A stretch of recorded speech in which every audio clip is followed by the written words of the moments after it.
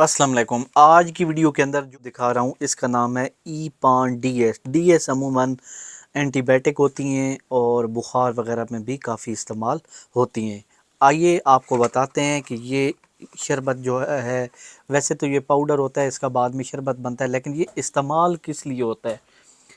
ये जब बच्चे को बहुत तेज़ नमूनिया हो जाता है, नज़ला ज़ुकाम हो जाता है, तो नज़ले ज़ुकाम की वजह से बच्चे के कान में भी सूजिश होती है, कान बंद हो जाते हैं, तो उसके लिए भी ये होता है।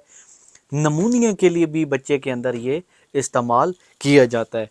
उसके अलावा जब बुखार होता है तो गले में सूजिश होती है और चेस्ट छाती के अंदर इन्फेक्शन होता है, बच्चा खांस खांस के दर्द होता है, तो उसके लिए भी इस्तेमाल होता है। ठीक है, गले में ऐसे बच्चा जब सो रहा होता है तो सीटी सी आवाज़ आती है।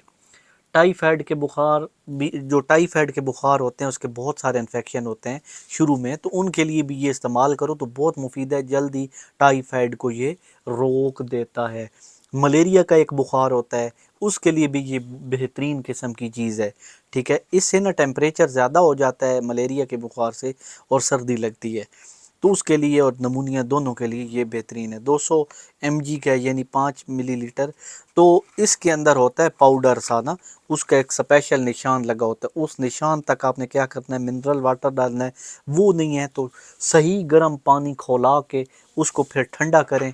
जब बिल्कुल ठीक ठाक ठंडा हो जाए तो उसको उस निशान तक भर के आपस में ऐसे हिलाएं काफ़ी देर। ठीक है, मतलब कि 2-3 मिनट हिलाएं। फिर ये दवाई बच्चे को 1 चम्मच पिलाएं, यानी 15 किलो का बच्चा है तो उसको 1 चम्मच डेढ़ पिला दें।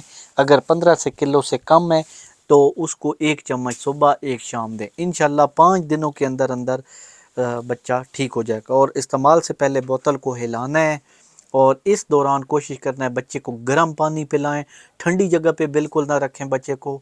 और जब भी छोटा पेशाब वगैरह करे तो फ़ौरन उसके कपड़े वगैरह चेंज करें। सर्दी में बच्चे को बचाएं, वरना बहुत बड़ा इशू बन सकता है, यानी कि बच्चा नमूनिया में शदीद बीमार हो सकता है।